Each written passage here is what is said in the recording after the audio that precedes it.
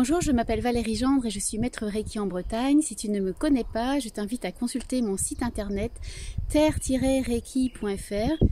Sur ce site, tu trouveras les informations sur les stages que j'organise pour les 4 niveaux de Reiki et sur les soins que je donne en présence ou à distance, soins énergétiques de Reiki. Aujourd'hui, je fais cette petite vidéo sur le Kenyoku, qui veut dire nettoyage à sec ou bain sec en japonais.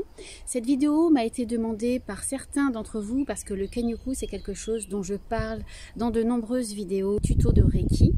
Le Kenyoku, c'est le geste guerrier avec lequel je vais commencer toutes mes pratiques de Reiki et avec lequel je vais terminer également toutes mes pratiques de Reiki. C'est un geste qui à la fois va élever mon taux vibratoire et donc me protéger, parce que plus mon taux vibratoire est élevé, plus je suis protégée, et qui va me nettoyer. Lorsque je donne un soin de Reiki, au début du soin de Reiki, le Kenyoku, il a pour but de me nettoyer de mes émotions personnelles, de tout ce qui a pu se produire dans ma vie quotidienne avant le soin de Reiki. Et lorsque je fais le Kenyoku à la fin de ma séance de Reiki, à la fin de mon soin, c'est pour me dégager de toutes les énergies qui se sont dégagées de la personne pendant la séance de Reiki, qui ont vocation à aller directement dans la terre pour y être recyclées, mais qui potentiellement, entre le moment où elles quittent la personne et le moment où elles vont dans la terre, bien vont rester en suspension dans l'air et peut-être avoir envie de me phagocyter, me parasiter. Et ça, je ne le veux pas. Donc, à la fin du soin, je fais le Kenyoku pour me dégager d'éventuels miasmes énergétiques qui ont pu avoir envie de venir se coller sur moi. C'est pas terrible, ça. Alors, je vais te montrer comment je fais le Kenyoku. Là, je vais devoir m'éloigner un peu pour que tu vois bien. Le son va être moins bon, mais écoute, pardonne-moi et j'espère que tu vas pouvoir t'en arranger. Donc, je m'éloigne de quelques pas pour que tu vois.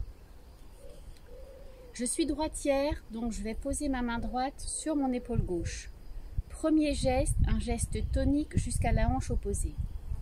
1. Deuxième geste. 2. Troisième geste. 3. Donc 3 gestes en diagonale de l'épaule à la hanche opposée.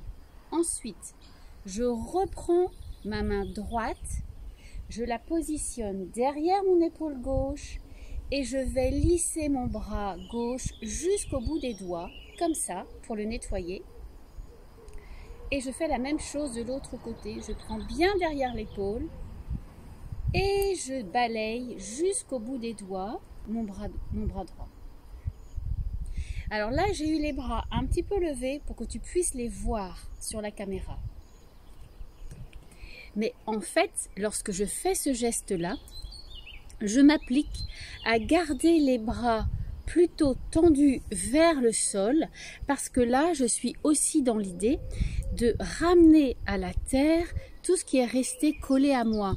Alors que si je fais le Kenyoku avec des gestes un peu horizontaux, ben j'aime pas trop l'idée que à nouveau ces miasmes énergétiques ils soient en suspension dans l'air. Donc vraiment là je ramène à la terre. La terre elle recycle tout. Elle recycle aussi les énergies usées. Pour elle, il n'y a pas d'énergie négative, il y a juste des énergies dont on a eu besoin et qui ont besoin maintenant d'être recyclées.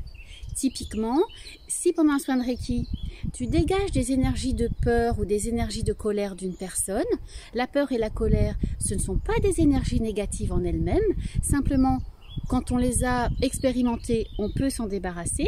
Dans un soin de Reiki, tu aides la personne à s'en débarrasser. Ces énergies, elles sont là. Bien évidemment, toi, tu n'as pas envie que ces énergies, elles viennent te parasiter. Donc, tu les aides tout simplement à repartir à la terre. Rassure-toi, dans la séance de Reiki, la plupart des énergies, elles retournent naturellement à la terre. C'est leur chemin normal.